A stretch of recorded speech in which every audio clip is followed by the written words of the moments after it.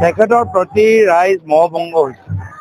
ৰাইজে ভাল বাস্তৱিক নেতৃত্ব বিচাৰে আৰু সেই নেতৃত্ব আমাৰ কংগ্ৰেছৰ পাৰ্টি অগষ্টিন ইতিমধ্যে অগষ্টিন ডাঙৰীয়া দেখাবলৈ সক্ষম হৈছে আৰু সেইকাৰণে মই আশাবাদী যে আমাৰ বিভিন্ন চিটত আমি জিকিবলৈ গৈছোঁ আৰু এইখন নিচিমা চিটত কংগ্ৰেছ দল জিকিব। মই 100% কনফিডেন্স লগত মই ক'ব পাৰোঁ। যোৱা 3বাৰ হৈ গ'ল PDC ইলেকশ্যন, এইবাৰ কিন্তু শক্তিশালী ৰূপত 40টা সমষ্টিত কেণ্ডিডেট দি পেলাই ৰাইজৰ মাজত লৈ আছে। কেনেকুৱা নাই, যথেষ্ট ভাল। ৰাইজে সকলোকে দেখিলে, BPF-ক দেখিলে, UPPL-ক দেখিলে, যোৱা 10টা বছৰত বিজেপি দলটোকো দেখিলে। ৰাইজে দেখিছে যে বিজেপি দল BPF-ৰ UPPL যোগেদি ট্ৰাইবেল মানুহৰ মাটি, খিলঞ্জীয়া মানুহৰ মাটি BTR অঞ্চলত লৈ পতঞ্জলি, আদানী আৰু আম্বানীক দিবলৈ সক্ষম হৈছে। BPF-ৰ সময়ত পতঞ্জলিক দিলে, UPPL-ৰ সময়ত আদানীক দিলে। এয়া হ'ল মুখ্যমন্ত্ৰী কাৰোবাৰ যে তেওঁ ৰাজনীতিৰ যোগেদি দুখীয়া মানুহক সহায় কৰিব বিচৰা নাই, তেওঁ স্থানীয় আঞ্চলিক নেতৃত্বক সহায় কৰিবলৈ বিচৰা নাই।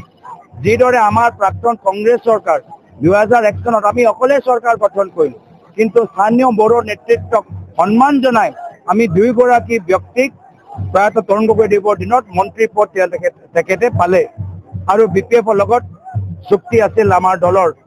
কিন্তু আজি মুখ্যমন্ত্ৰী হিমন্ত বিশ্ব শৰ্মা ডাঙৰীয়া বিজেপি খিলঞ্জীয়া মানুহৰ কথা কয়, কিন্তু খিলঞ্জীয়া মানুহৰ তেওঁলোকৰ খিলনাৰ দৰে এটা খেলৰ সামগ্ৰীৰ দৰে ব্যৱহাৰ কৰে।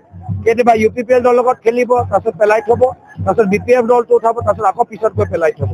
তো সেইকাৰণে আজি ৰাইজে গোটেইখিনি কথা বুজি পাইছে আৰু বিজেপি দল মাত্ৰ বড়ো নেতৃত্ব নহয়, নিজৰ দলৰ ভিতৰতো তেওঁলোকে নিজৰ খিলঞ্জীয়া নেতৃত্বক, জনজাতিৰ নেতৃত্বক সন্মান নকৰে।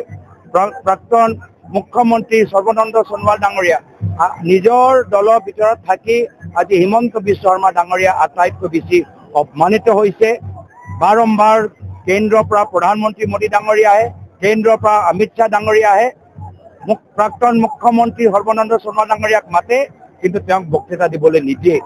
আমাৰ দলটোক চাওক, আমাৰ দলত যেতিয়া ৰাহুল গান্ধী ডাঙৰীয়া আহিলে সকলোৱে ক'বলৈ সুবিধা পালে, আমাৰ CLP ক'বলৈ সুবিধা পালে, প্ৰাক্তন প্ৰদেশ কংগ্ৰেছৰ সভাপতি ভূপেন বৰা ডাঙৰীয়া ক'বলৈ সুযোগ পালে, মই দুআষাৰ অলপ ক'লোঁ। কিন্তু বিজেপি দলৰ মাত্ৰ হিমন্ত বিশ্ব শৰ্মা ডাঙৰীয়া, তেওঁ কোনো খিলঞ্জীয়া নেতৃত্বক সন্মান নকৰে।